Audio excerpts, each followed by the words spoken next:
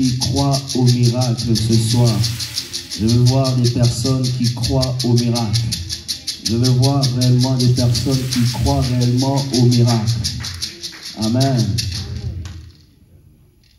Père éternel, je laisse ce moment. Que je diminue et toi seul tu croises. Parle à ton peuple. Au nom de Jésus. Amen. J'ai un chant qui monte dans mon cœur.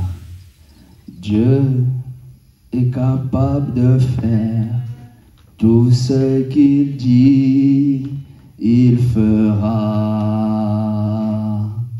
Il accomplira toutes ses promesses envers moi. Garde ta foi en Dieu, il ne t'abandonnera pas. Il fera, Dieu est capable de faire tout ce qu'il dit, il fera. Il accomplira toutes ses promesses envers moi. Garde ta foi en Dieu, il ne t'abandonnera pas, il fera. Amen. Je crois que ce son parle à un cœur ce soir. Amen. Ce que Dieu dit, il le fera. Ce que Dieu t'a dit en ce début d'année, il le fera. Amen. Sans plus tarder, je vous invite à ouvrir votre Bible dans Matthieu 1. Matthieu 1, 8. Matthieu 1, 8. Je lis pour vous au nom de Jésus. Voici de quelle manière arriva la naissance de Jésus-Christ. Marie, sa mère, ayant été fiancée à Joseph, se trouva enceinte par la vertu du Saint-Esprit avant qu'ils aient habité ensemble. Verset 19. Joseph, son époux, qui était un homme de bien et qui ne voulait pas la diffamer, se proposa de rompre secrètement avec elle. Verset 20. Comme il y pensait, voici un ange du Seigneur lui apparut en songe et dit: Joseph, fils de David, ne crains pas de prendre avec toi Marie, ta femme, car l'enfant qu'elle a conçu vient du Saint-Esprit. Verset 21. Elle enfantera un fils et tu lui donneras le nom de Jésus. C'est lui qui sauvera son peuple de ses péchés. Verset 22. Tout cela arriva afin que s'accomplisse ce que le Seigneur avait annoncé par le prophète. Verset 23. Voici la Vierge sera enceinte. Elle enfantera un fils et on lui donnera le nom d'Emmanuel, ce qui signifie Dieu avec nous. Verset 24.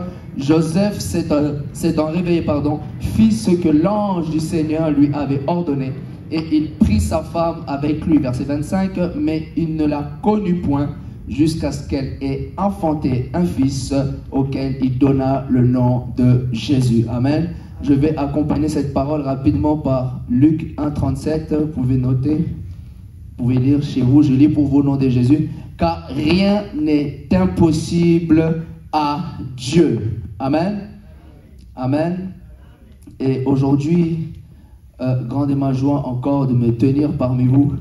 Et le thème de mon message, le thème du jour est: c'est quoi le miracle selon Dieu? Est-ce que tu peux répéter, c'est quoi le miracle selon Dieu? Je vais dire tout d'abord à une personne. Aujourd'hui, c'est mercredi miracle. Ce n'est pas un slogan. Aujourd'hui, c'est mercredi miracle, c'est le jour de ta visitation. Aujourd'hui, c'est mercredi miracle, Dieu peut te visiter aujourd'hui. Aujourd'hui, c'est mercredi miracle, Dieu peut répondre à tes besoins. Je vais dire à quelqu'un, attends-toi au miracle aujourd'hui. Dans ton cœur, attends-toi au miracle. Là où tu es, Dieu peut venir te visiter. Tantôt, tu as laissé des problèmes dans ta maison. Dieu peut visiter cette situation. Est-ce que tu crois au miracle? Qui croit au miracle dans son cœur? Je vais dire à quelqu'un que Dieu te voit dans sa présence maintenant.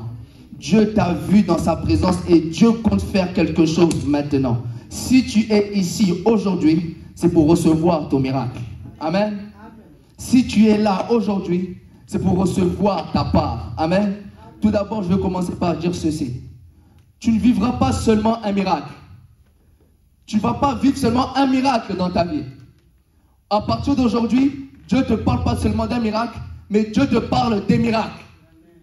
C'est-à-dire que Dieu aujourd'hui ne veut pas seulement opérer seulement un miracle dans ta vie, non. Dieu seulement aujourd'hui ne veut pas seulement faire un miracle et il s'arrête là. Aujourd'hui, Dieu dans ta vie veut faire des miracles. C'est-à-dire que Dieu aujourd'hui veut toucher tous les domaines de ta vie en même temps.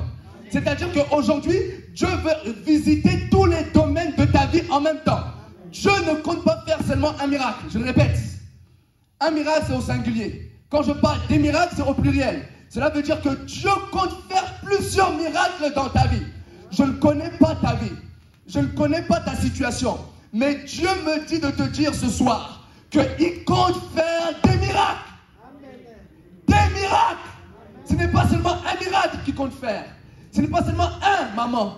Dieu compte faire plusieurs miracles dans ta vie. C'est-à-dire que si tu as plusieurs problèmes, Dieu est sur le point de réaliser plusieurs solutions dans ta maison.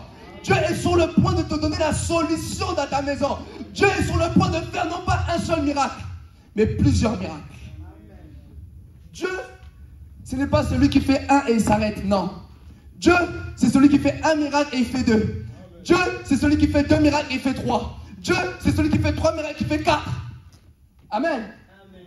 Je vais dire à quelqu'un, tu ne vivras pas seulement un miracle, mais des miracles. Dieu compte faire avec toi plusieurs miracles dans ta vie. Dis après moi, Dieu compte faire plusieurs miracles avec moi dans ma vie. Il y a plusieurs miracles, il y a plusieurs domaines de ta vie qui sont dans le chaos tantôt. Tantôt, dans ta vie, il y a des choses qui sont dans les ténèbres. Dieu est sur le point d'opérer un miracle. Dieu est sur le point de faire quelque chose. Je vais dire à quelqu'un, Dieu est sur le point de toucher plusieurs domaines de ta vie. Dieu ne compte pas toucher seulement dans les domaines financiers. Dieu ne compte pas seulement toucher dans les domaines du mariage. Dieu compte toucher tous les domaines de ta vie qui t'attendent dérangé depuis le début de cette année. Dieu compte toucher tous les problèmes qui t'ont tellement dérangé. Dieu a vu comment tu as longtemps pleuré. Et aujourd'hui, Dieu m'envoie te dire, il ne compte pas seulement faire un miracle, mais des miracles. Amen. Est-ce que tu le crois? Vous savez, je vais vous dire quelque chose. Vous savez l'évangile qu'on prêche? L'évangile que nous proclamons, l'évangile que nous annonçons, répond aux besoins de l'homme. Savez-vous que l'évangile que nous prêchons, cette Bible que je tiens entre les mains, cette Bible répond aux besoins de l'homme. Cette Bible répond aux besoins des malades. Cette Bible, l'évangile que je prêche, répond aux besoins de ceux qui sont malades, répond aux besoins de ceux qui sont pauvres. L'évangile répond aux besoins de l'homme. Je ne connais pas ton besoin, mais l'évangile, cette bonne nouvelle que je t'annonce, répond à tes besoins. Vous savez, Jésus-Christ est venu répondre aux besoins de l'homme. Jésus-Christ est venu répondre aux besoins de l'homme. Jésus-Christ est venu pour guérir les gens. Jésus-Christ est venu pour faire du bien aux gens. Jésus-Christ est venu pour donner du pain à ceux qui manquaient. Jésus est venu donner la vie à ceux qui étaient perdus. L'évangile répond aux besoins de l'homme. L'évangile répond aux besoins. C'est-à-dire que si ton besoin à ce moment-là est la guérison, Jésus-Christ te guérit maintenant. Amen. Si à ce moment-là ton besoin c'est le miracle, à ce moment-là Jésus t'accorde ce miracle. Si à ce moment que je parle, tu as un besoin, tantôt tu as un besoin dans la restauration, à l'instant même Jésus-Christ te restaure. L'évangile répond aux besoins. Dis après moi, l'évangile répond à mes besoins. La Bible dit dans Romains 1,16, car je n'ai point honte de l'évangile, car c'est une puissance de Dieu pour le salut de quiconque croit. C'est-à-dire quand je parle de miracle, si tu crois à l'instant même, tu vivras le miracle. La Bible dit quoi? La foi vient de ce qu'on entend, et ce qu'on entend vient de la parole de Dieu. En réalité, qu'est-ce que je suis venu faire? Je suis venu déclencher en toi, dans ton cœur, le miracle. Je suis venu déclencher dans ton cœur ce désir. La Bible dit dans Philippiens 2,13, c'est Dieu qui crée en nous le vouloir et le faire selon son bon plaisir. Si tu ne t'attends pas au miracle, vous savez, à l'heure que je parle maintenant, Dieu est en train d'opérer quelque chose dans ta maison. À l'heure que je parle maintenant, Dieu est en train de faire, à l'instant même, Dieu est en train d'opérer quelque chose dans l'esprit. Vous savez, le miracle commence d'abord dans l'esprit. Dieu agit d'abord dans l'esprit. Si tu crois maintenant, Dieu est en train de visiter ta maison. Tantôt dans ta maison, il y a le chaos. Vous savez, le miracle, vous savez, Jérusalem est passé à côté de son miracle. Lorsque Jésus-Christ est retourné à Jérusalem, la Bible nous dit que les gens de la ville l'ont méprisé. Les gens de la ville n'ont pas cru en lui. Au lieu de le recevoir comme étant le Fils de Dieu, ils l'ont reçu en tant que le fils de charpentier. Ils l'ont reçu comme le fils de prophète. Et la Bible nous dit, lorsque vous lisez la Bible dit, ils ne firent pas de grands miracles dans cette ville. Pourquoi? Parce qu'ils n'ont pas reçu Jésus en qualité de fils de Dieu. Vous savez, le miracle est disponible tous les jours.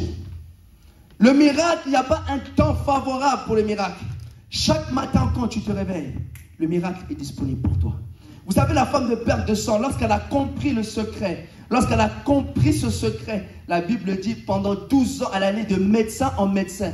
Pendant 12 ans, elle allait de médecin en médecin. Mais elle n'a rien reçu. Mais lorsqu'elle a compris, la Bible dit, ayant entendu parler de Jésus, la Bible dit quoi? Elle s'est dit en elle-même, quand tu écoutes la parole, qu'est-ce que tu te dis en toi-même? C'est ce miracle. Elle a commencé à recevoir son miracle à partir dans son cœur. Lorsque je toucherai le pan de sa robe, je serai guéri. Dans son cœur, elle se disait déjà. Qu'est-ce que tu te dis dans ton cœur maintenant? Qu'est-ce que tu te dis dans ton cœur maintenant? La femme de perte de sang s'est dit, si seulement je touche le pan de sa robe, je serai guéri. Si seulement je touche. Vous savez, je vais vous dire une chose.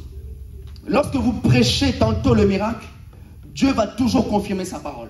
Si vous prêchez la guérison, Dieu va répondre aux besoins du peuple. Si vous prêchez le salut, Dieu aussi va répondre pour sauver le monde. Et moi, je viens ici de parler de miracle, c'est-à-dire que Dieu est sur le point d'accomplir le miracle dans ta vie. Dieu confirme toujours sa parole. C'est-à-dire, si je parle de guérison, si tu es malade ici, Dieu va te guérir maintenant.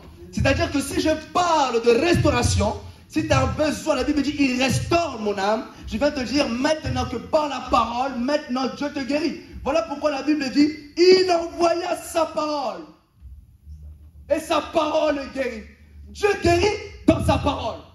Dieu agit dans sa parole. Dieu opère dans sa parole.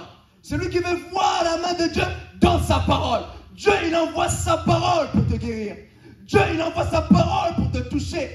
Dieu, il envoie sa parole pour toucher ton cœur. Si seulement tu peux le croire. L'évangile répond aux besoins de l'homme. Voilà pourquoi Bartimée, fils de Timée, un mendiant, vous savez, Bartimée était au bord de la rue, était au bord du chemin. Et lorsque la Bible nous dit, ayant entendu que c'était Jésus qui passait, la Bible nous dit que Bartimée cria, fils de David, aie pitié de moi. La Bible nous dit que plusieurs le reprenaient. Arrête de crier, arrête. Non, quand il s'agit de ton miracle, que les gens ne doivent pas te comprendre pourquoi tu es comme ça. Les gens doivent comprendre, ne doivent pas comprendre comment tu es devenu comme ça. Bartimée avait un besoin. Je dois voir. Lorsqu'il a entendu que c'était Jésus qui passait, la Bible nous dit qu'il cria beaucoup plus fort. Il ne s'est pas arrêté lorsque les gens l'ont repris. Laissez-moi crier parce que j'ai besoin d'un miracle. Laissez-moi crier parce que j'ai besoin que Jésus change ma vie. Laissez-moi jeter mon manteau parce que je ne veux plus rester seulement au bord du chemin. Je ne suis pas venu seulement voir les gens réussir dans la vie. Moi, je ne réussis pas. Je ne suis pas venu en France pour voir les gens réussir et moi, je ne réussis pas. Non, moi aussi, je dois rentrer dans le plan de Dieu. Et Bartimée, lorsqu'il avait ce désir de voir le miracle, la Bible dit que Jésus s'est arrêté. Et lorsque Jésus-Christ s'est arrêté, la Bible nous dit que Jésus-Christ a dit, appelle-le. Et regardez, je vous ai dit au début, l'évangile répond aux besoins de l'homme, n'est-ce pas? Quelle était la question de Jésus? Que veux-tu que je te fasse? L'évangile répond aux besoins de l'homme. Jésus lui demande, la parole faite chair, que veux-tu que je te fasse? L'évangile répond à tes besoins. Tu es malade? Jésus-Christ te demande, que veux-tu que je te fasse? Tu as des problèmes des huissiers, des tantôt tu as des problèmes de facture. Jésus te demande, que veux-tu que je te fasse? Vous croyez que Jésus ne savait-il pas que Bartimée avait un besoin? Il le savait, il connaît tout. Mais il voulait l'entendre, que ça puisse sortir de sa bouche. Parfois, des fois, nous désirons des choses, mais nous ne demandons pas. Parfois, nous gardons cela dans nos cœurs. Jésus veut t'entendre. Que veux-tu que je te fasse? Si à l'instant même tu as besoin d'une visitation, Jésus te visite maintenant. Si tu as besoin d'un soulagement, Jésus-Christ te restaure maintenant. Que veux-tu que Jésus te fasse? Et cet homme a répondu, Rabouni, que je recouvre la vue. Et Jésus dit, va, ta foi t'a sauvé. Et immédiatement il recouvre la vue. Je vais dire à quelqu'un, seulement si tu peux le croire, tout est possible à celui qui croit. La Bible nous dit dans Marc 9, 23. Si tu peux le croire, c'est-à-dire que je comprends par là que tantôt tu peux le croire comme tu ne peux pas le croire aussi. C'est-à-dire que tout dépend de toi. Voilà pourquoi Jésus-Christ, à chaque fois lorsqu'il guérissait les personnes de la rue, il dit qu'il soit fait selon ta foi. Ça ne dépend pas de Dieu parce que cet homme a demandé si tu peux quelque chose. Jésus-Christ ne disait pas, la question n'est pas si je peux quelque chose. C'est si toi tu peux le croire. Est-ce que vous croyez au miracle armé de victoire? Qui croit au miracle? Je vais dire à quelqu'un ce que Dieu compte faire avec toi aujourd'hui. Ce que Dieu compte faire avec toi aujourd'hui, les gens ne comprendront jamais. Les gens diront, est-ce que c'est toi ou c'est pas toi? Je vais dire à quelqu'un, ce que tu es aujourd'hui n'est pas ce que tu seras demain. Regarde-toi bien aujourd'hui. Parce qu'aujourd'hui, c'est un jour spécial pour toi. Retiens ce jour, en cette date, retiens le 21 juin. Ce que tu es aujourd'hui n'est pas ce que tu seras demain. Dieu est sur le point de t'emmener dans une autre dimension de vie. Dieu est sur le point de t'emmener dans une autre gloire.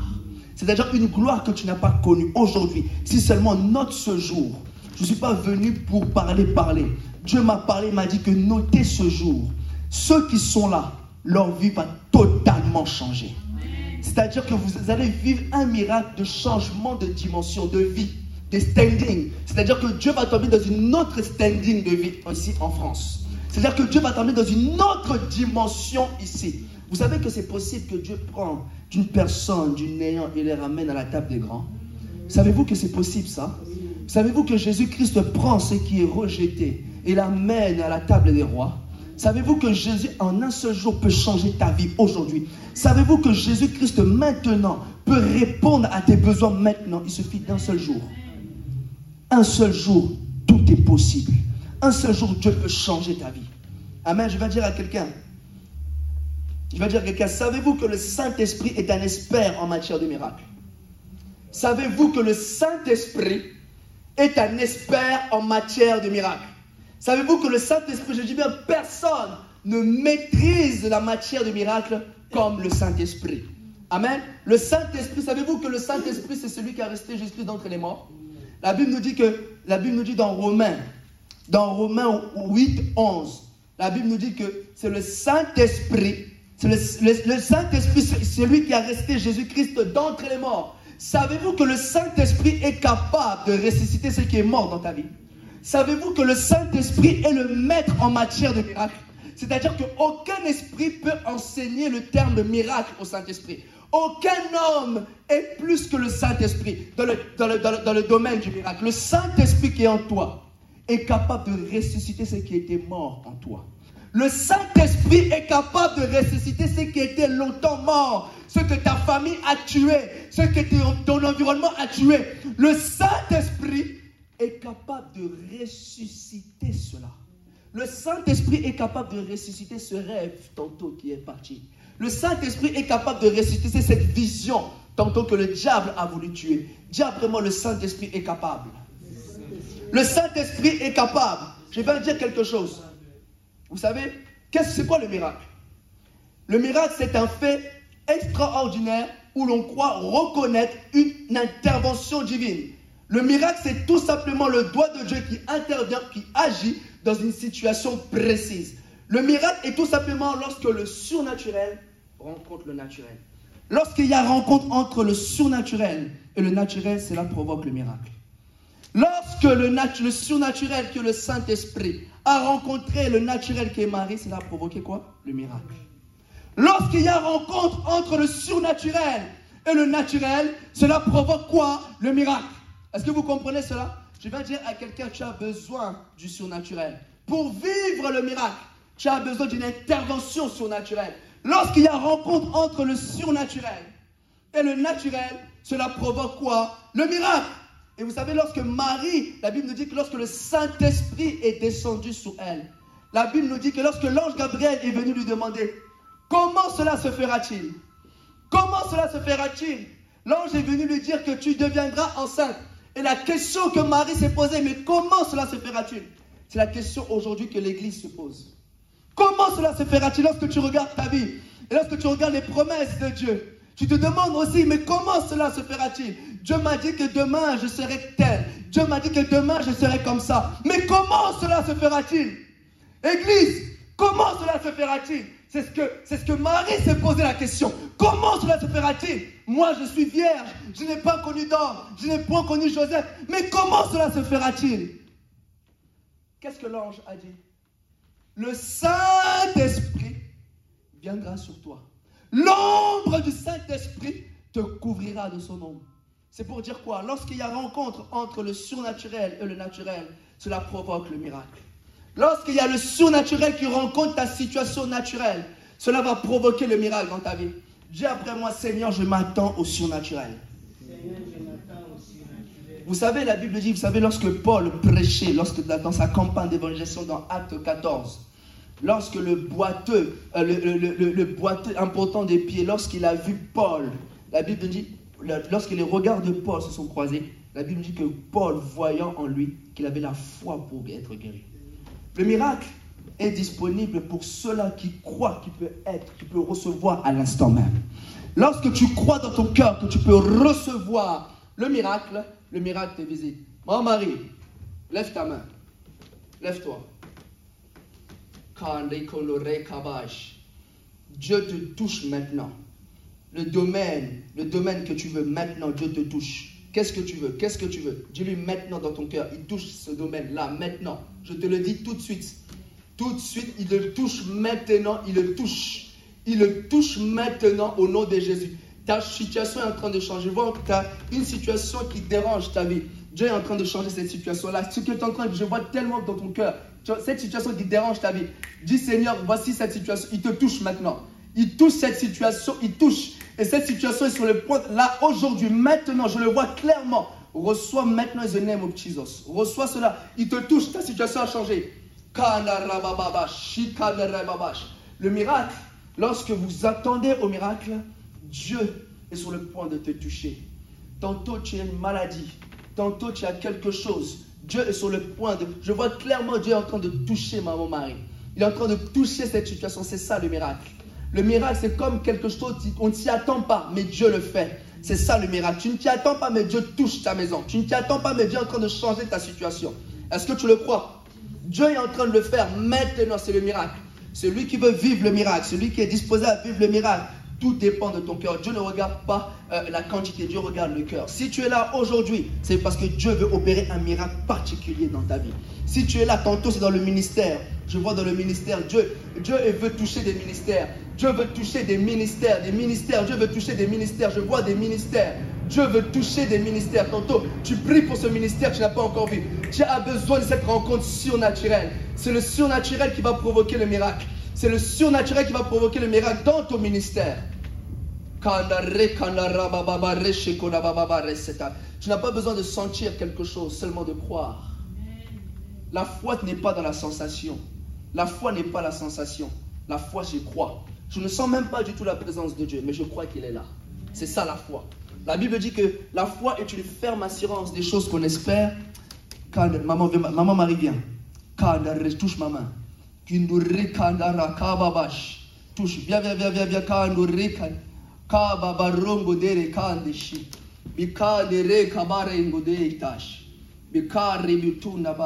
une forte gloire. Seigneur, ce que je suis en train de voir sur sa vie est sur le point de changer maintenant.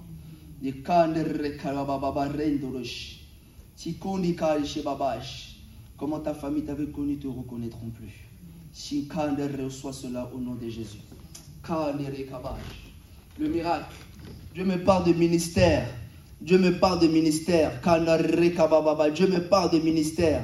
Dieu me parle de ministère. Dieu me parle de ministère. Dieu me parle de ministère. Quand je veux voir des ministères. Des ministères. Dieu est en train de toucher des ministères.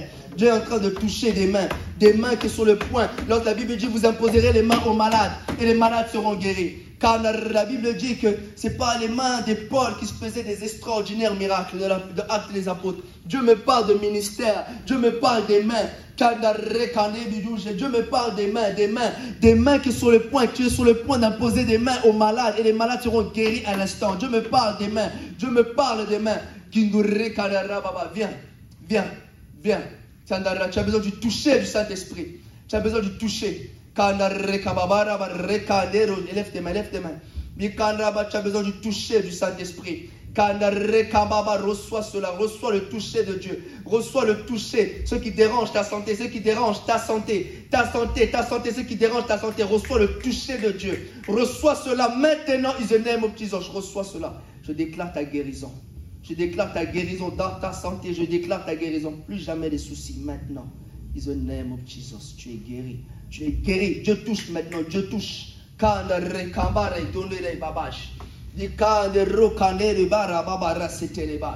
Le miracle. Comment cela se fera-t-il? C'est la question que Marie s'est posée. Comment cela se fera-t-il? Tantôt nous aussi, nous nous posons aussi cette question. Comment cela se fera-t-il? Seigneur, je n'ai pas connu d'homme. Comment cela se fera-t-il? Seigneur, ce que tu m'as dit ne correspond pas à ma vie actuelle. Seigneur, comment cela se fera-t-il? Mais le Saint-Esprit. Dis après moi le Saint-Esprit. Je n'ai pas la réponse, mais dis après moi le Saint-Esprit. C'est le Saint-Esprit qui t'amènera là-bas. C'est le Saint-Esprit qui t'amènera à cette destination. C'est le Saint-Esprit. Marie, comment pouvez-vous expliquer cela? Une vierge qui n'a point connu d'homme est devenue enceinte. Expliquez-moi ça, expliquez-moi. Expliquez-moi que les médecins puissent m'expliquer cela. Comment pouvez-vous expliquer aux médecins qu'une vierge qui n'a pas connu d'enfant est devenue enceinte? Comment expliquer ce miracle?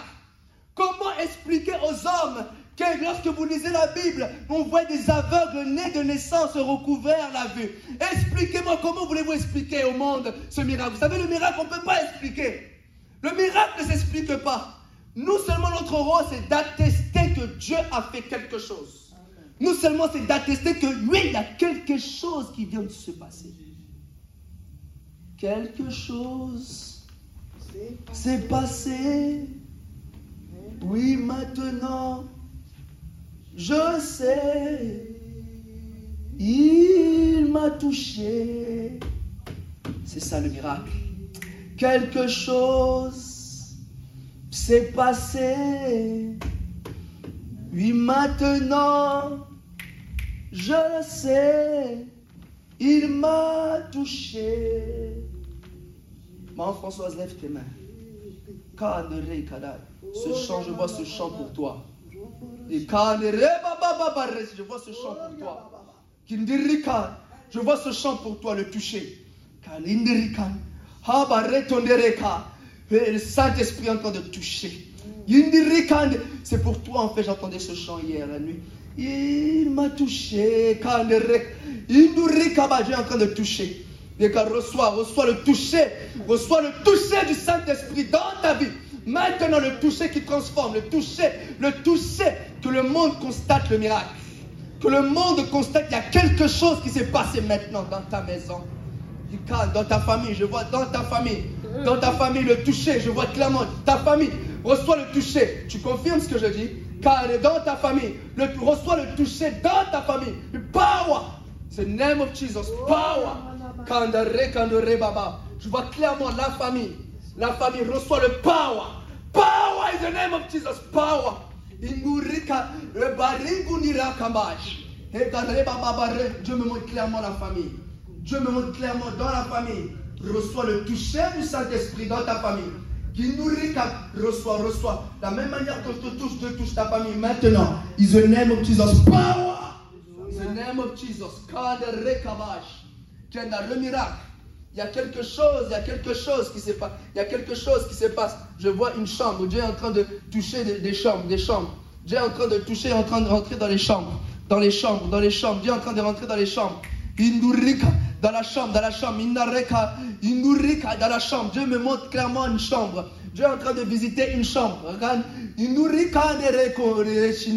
Des chambres, je vois une chambre spéciale. Une chambre, Kandidi Tunaïda. Tindure Kandero, Sendere, Kaba, Zundure Kaba et Doro. J'ai en train de visiter des Karinda, je vois clairement la chambre. Indura Kandere Kondirisa. Kandare Baba Rendure, Kandira Sakarabash. Vous savez, lorsque la femme de père de sang s'est approchée de Jésus, lorsqu'elle a touché le pan de sa robe, la Bible nous dit qu'elle a senti en elle-même qu'elle était guérie de son mal. Elle a senti. C'est ça le miracle. Quelque chose s'est passé. On ne peut pas décrire le miracle, on ne peut pas expliquer le miracle, mais il y a quelque chose qui se passe. Dans l'esprit, il y a quelque chose. Je me vois chambre. Je ne sais pas c'est quelle chambre. Mais Dieu est en train de toucher une chambre. Cette chambre va devenir la puissance de Dieu. Je vois Dieu en train de toucher des chambres. Je vois chambre, je ne sais pas c'est qui. Mais Dieu est en train de faire quelque chose dans une chambre.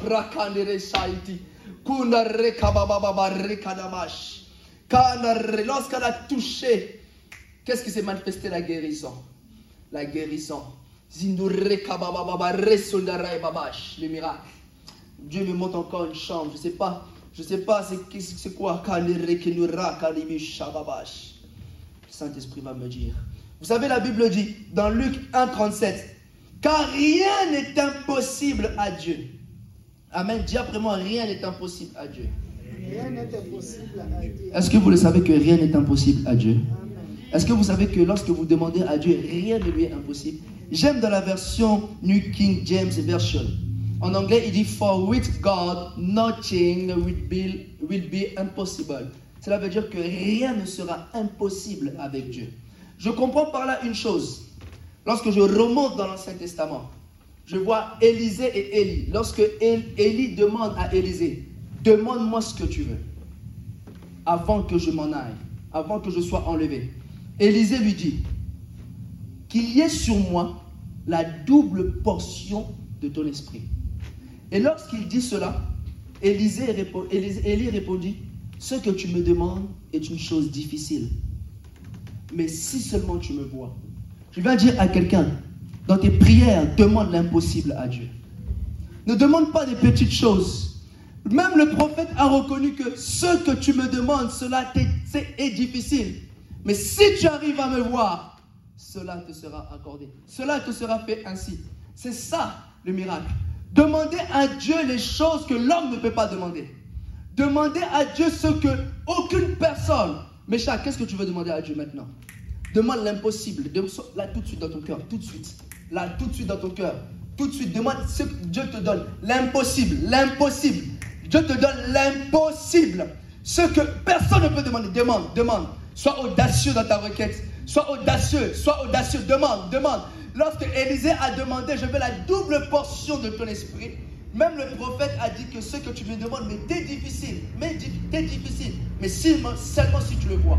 Demande quelque chose, Dieu te donne. Cette chose-là qui t'est impossible. Demande ça, Dieu te donne. Dieu est en train de voir des cœurs. Ce que tu demandes maintenant, Dieu te le donne. Demandez l'impossible à Dieu. Ne demandez pas des petites choses. Mon mari, demandez des grandes choses à Dieu. Je peux savoir si par exemple je rentre dans ta chambre. Ce que tu demandes à Dieu, cela va me montrer ta perception que tu as vis-à-vis de Dieu. Si tu demandes des petites choses, je verrai, tu as une vision de Dieu comme ça. Mais celui qui, vous savez, un enfant, la foi, j'aime les enfants parce qu'un enfant peut demander à son père un avion. Un enfant peut demander à son père une Ferrari. Pourquoi? Parce que l'enfant sait dans son cœur que papa est capable. Lorsque vous demandez à Dieu des grandes choses, c'est-à-dire que vous croyez que Dieu est capable de répondre à ce que je viens de demander. Vous savez pourquoi des fois nous demandons mais nous ne recevons pas? C'est parce qu'en fait Dieu veut réellement, Dieu a meilleur pour nous. Nous demandons, tantôt tu demandes un appartement, Dieu veut pour toi des villas. Tantôt tu demandes 1000 €, Dieu veut pour toi 1 million. Vous savez, je l'ai dit au début, il est capable de prendre une personne qui est rejetée. Ici, Dieu est capable de prendre une personne qui n'a rien dans son compte et de le ramener de manière millionnaire dans ce pays. Il est capable. Je vais dire, dis après moi, il est capable. Il est capable de le faire dans ta vie. Il est capable. Qu'est-ce que tu veux que Dieu fasse maintenant? Qu'est-ce que tu veux? Dans ton cœur, dis-le. Là, tout de suite, il est capable de le faire. Dans ton cœur, dis-le maintenant, il est capable de le faire. Tout de suite, il est capable. Je prie un Dieu capable. Il est capable de le faire. Il est capable tout de suite. Tout de suite, le miracle est disponible tout de suite. Il est en train de le faire. Cette demande, cette requête, il est en train de faire. C'est possible. Je vois clairement, il est capable de le faire. Soyez audacieux dans vos requêtes. Demandez des grandes choses. Comme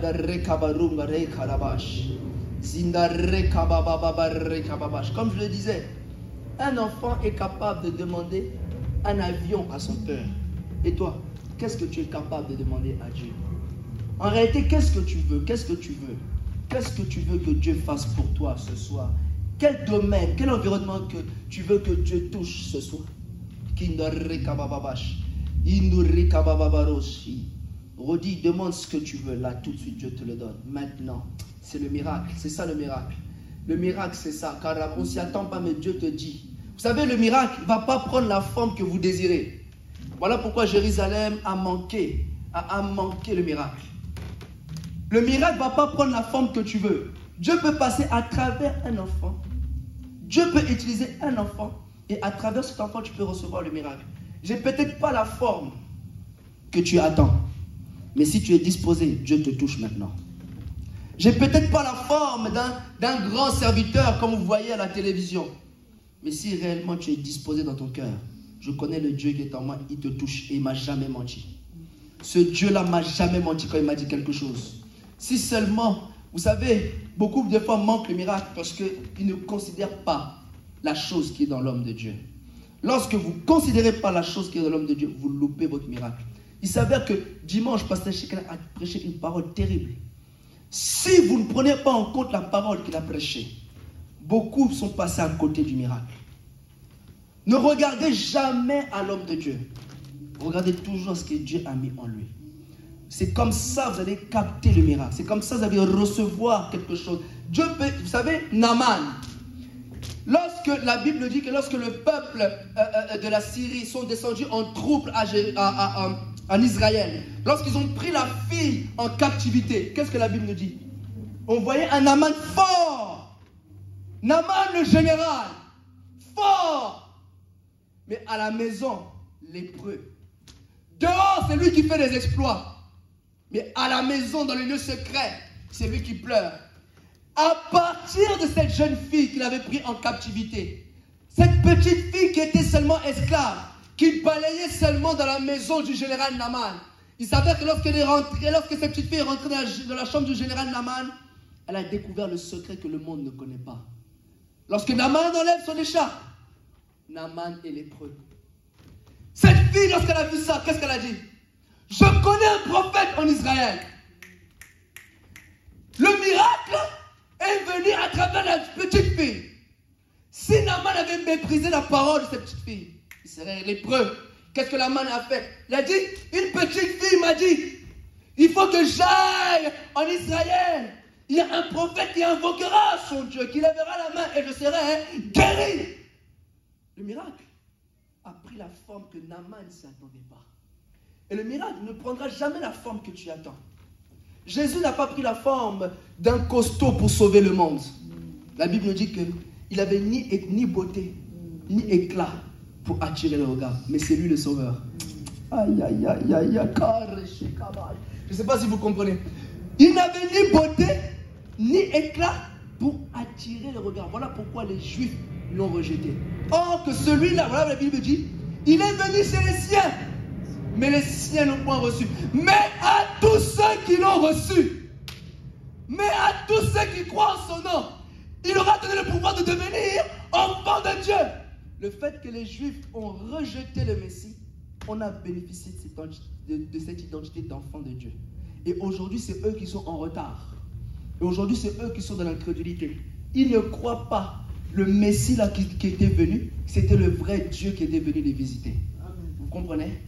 Le miracle ne prendra jamais la forme que tu t'y attends. Voilà pourquoi Dieu nous demande des fois le discernement. Il se peut qu'aujourd'hui, c'est ton jour de transformation. C'est-à-dire que tu passes de 0 à 10. C'est-à-dire que Dieu te prend du néant, il t'emmène chez les grands. Un tel jour banal, comme ça, Dieu peut te visiter et ta vie change. Je le dis pour ceux qui ont écouté. On est quel jour? Mercredi 21 juin. Notez, ceux qui sont là, notez. Notez, je vous dis que votre vie va changer. Je vous dis qu'à partir d'aujourd'hui, comptez, vous allez voir, il y a un changement qui est en train de se faire. Tous ceux qui sont là, la Bible nous dit que Jésus, il nous a choisis avant la fondation du monde. C'est-à-dire que Dieu savait que tu serais là aujourd'hui. Et aujourd'hui, vous êtes des personnes qui sont destinées au miracle glorieux. Et le monde ne comprendra pas comment vous allez devenir. Le monde ne comprendra pas votre changement. Je retiens toutes les têtes ici. Dieu m'a jamais menti. Je ne parle pas pour parler. Quand Dieu parle en moi, je sais que c'est lui qui parle. Et tous ceux qui sont là, je retiens bien les visages. Votre vie a pris une autre dimension spirituelle. Tout commence dans le spirituel. Voilà pourquoi Dieu, avant de commencer quelque chose, il commence d'abord dans le spirituel. Voilà pourquoi il a montré à Joseph 2 rêves successifs. Joseph, tu seras gouverneur. Ça commence déjà d'abord dans l'esprit. Dieu, lorsqu'il veut commencer quelque chose, il commence déjà dans l'esprit. Et le mouvement qui vient de se faire dans ton esprit va se matérialiser. Voilà pourquoi on dit que la parole s'est faite chair. Ce qui était d'abord de l'invisible s'est manifesté. Et c'est ce que tu vas vivre maintenant aujourd'hui. Ce que Dieu a dit dans ta vie va devenir chair. Les promesses de Dieu dans ta vie vont devenir chair. Je te le dis. Dieu me dit que tu n'es pas en retard. Parce que tu vas vivre non pas un miracle, comme j'ai dit. Tu vivras des miracles. Souvenez, gardez dans votre cœur cette chose. Plus ça prend du temps, et j'ai fini, plus ça prend du temps pour toi, plus en réalité ça ajoute de la grandeur à ta bénédiction.